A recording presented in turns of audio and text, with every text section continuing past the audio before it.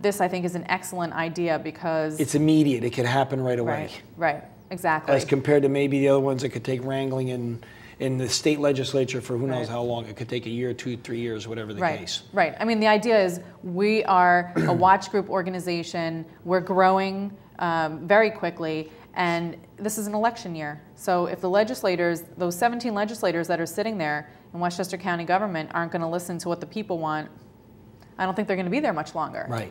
You know, and the people need to understand that the way that Westchester County government's run doesn't have to be that way. Right. There are alternatives that we can streamline. We can cut it out altogether. It's an unnecessary layer of government. You know, I mean, we can go over for your viewers some of the really gross negligence that's going on there with our spending. I'll tell you what, before we do that, I do want to do that, but I just want you to finish up, or did you already handle initiative and referendum? Okay, so initiative referendum. And then we'll go right into those because I think that's important, just to let the viewers know. Definitely. Initiative and referendum is currently New York State law does not allow you to put something on the ballot, which is called a referendum. You would have to, the law would have to change for you to be able to do that. So we want the county legislator to say, okay, you can have initiative and referendum. If enough people, if enough taxpayers want something to go on the ballot, we can write it up and put it on the ballot.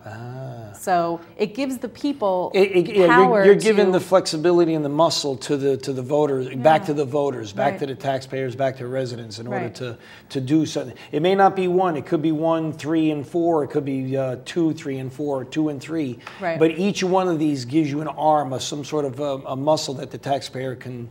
It's like a speaker in a sense. Definitely. You know, something. Now, let's go to those. Some examples of really gross negligence in county government. Okay. Well, we all know. Well, I'll give a little overview. The way that the county government is structured, for your viewers' benefit. You know, we have our county executive, and then we have the legislature, made up of 17 legislators representing various parts of the county. Right.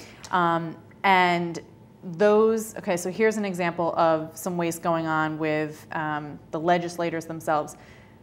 We have 17 legislators. You might know this. Do you know how many support staff we have for those 17 people? In total, or for each one? No, total number of support staff. Well, usually I think the number is about 3 for each one. So figure about 30, something like that, 35, 40, somewhere in that vicinity. Yeah, they're up to 44. They're up to 44. Yeah. Wow. So 44 support staff for 17 legislators. Do you know how much that costs us every year to pay? Which in reality are only hired people in order to make sure that those legislators are reelected again. Because what they are is, when they run for office, those 3 or 4 people are there handling, whether it's internet or media or whatever the case, set up press releases.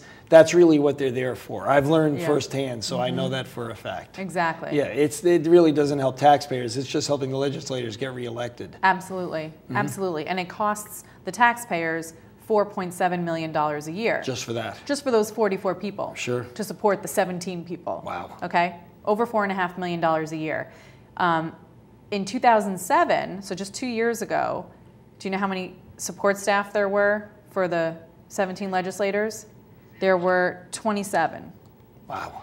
Then, before that, now Paul Feiner was, I don't know if you know this, but he was a county legislator back in the early 90s, late 80s. Yeah. When he was on the board of legislators, there were no support staff.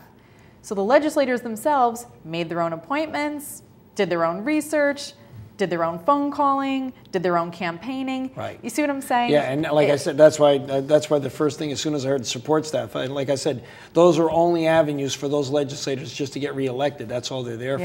I think you're probably right on that.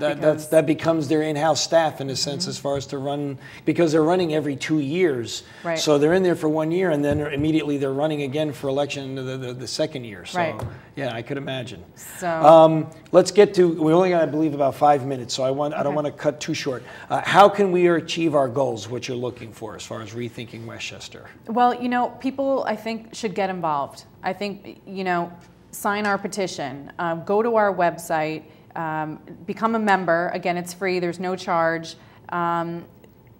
Be active, call your local legislator, let them know you're not happy. look at their voting record. How could you have voted on that? You know, the Ardsley building I don't know if you know about the 2008 purchase in the Ardsley building, we paid $13 million for a building. The owner himself was grieving the taxes for $9 million. You know, it was one of Spano's campaign contributors that they bought it from. So, you know, call your legislators. Why did you vote for that? That's ridiculous. You wasted, you know, millions of our money because you didn't even need to buy it. But anyway, join our group, get on a committee, you know, volunteer your time, make a donation to us.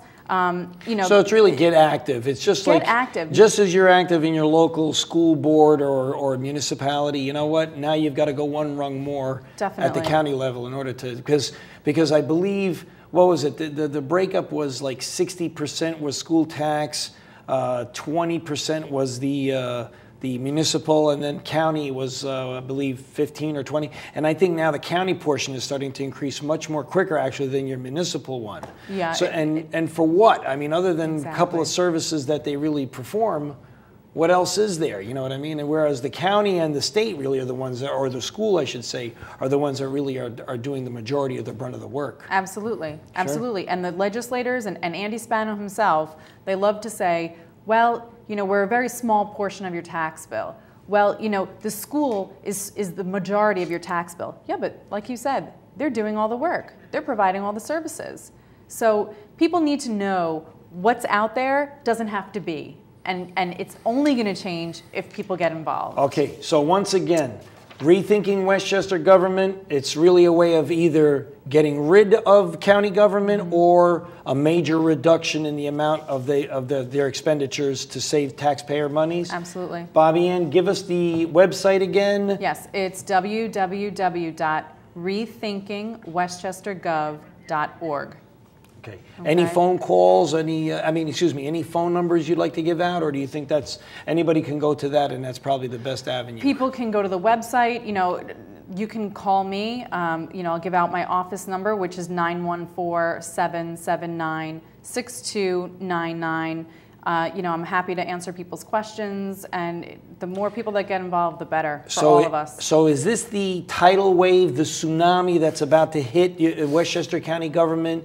Whether it's this year or maybe next year or, you know, sometime soon, do you see this coming? Yeah, because I can tell even myself, I can see there's a lot of disgruntled people that are, you know, they're being forced where they no longer can afford their homes. They're actually where you have mothers and fathers moving in with children, children moving in with extended families now just because they can't afford taxes on homes. So you see this happening all over the place. And there's got to be, there's that bursting, that point where everything is going to explode. Definitely. And you see it coming and you feel that way. Absolutely. It is coming. If it's not already here, it is coming. And, you know, I'll leave your viewers with this fact.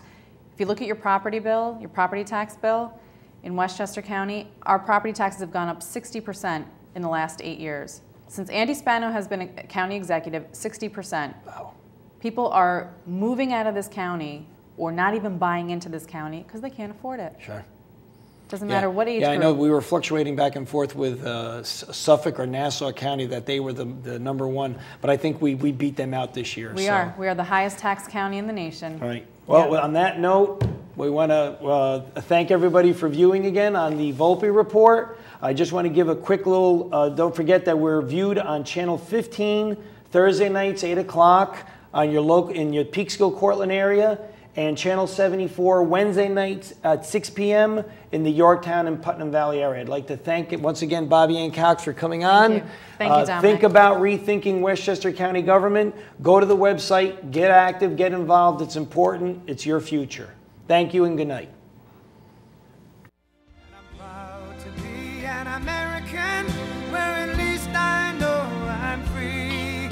And I won't forget the men who died, who gave that right to me. And I gladly stand up next to you and defend her still today. 'Cause there ain't no doubt I love this land. God bless the USA.